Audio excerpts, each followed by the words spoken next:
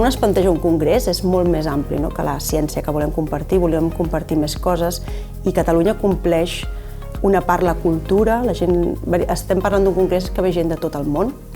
per tant és un congrés on la gent també vol conèixer allà on anirà, i Catalunya era un punt, és a dir,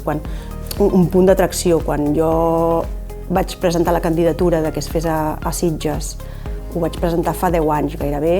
i sense cap dubte va ser acceptada per unanimitat, que els semblava que tenia aquesta màgia de la ciència, la recerca i la cultura. Catalunya és un pool de tecnologia i recerca,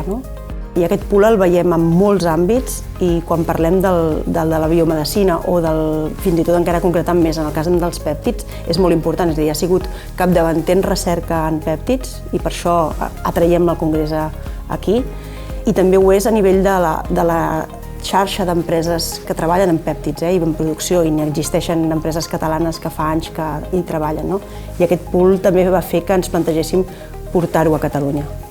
Jo buscava una ubicació pel congrés que ens permetés que aquestes 800-900 persones que comparteixen una setmana, i que no només la ciència, sinó buscar col·laboracions, intercanvi d'estudiants, intercanvi de gent, de talent, en el fons,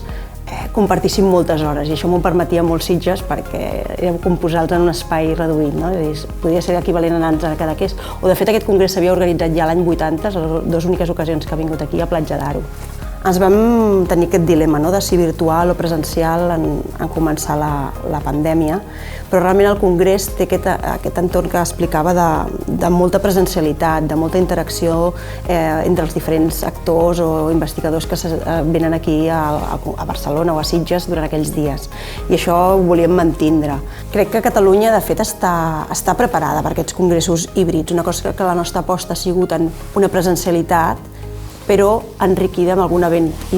event virtual abans. Però fins i tot, si al mateix moment hi hagués presencialitat i virtual, jo crec que estem perfectament preparats.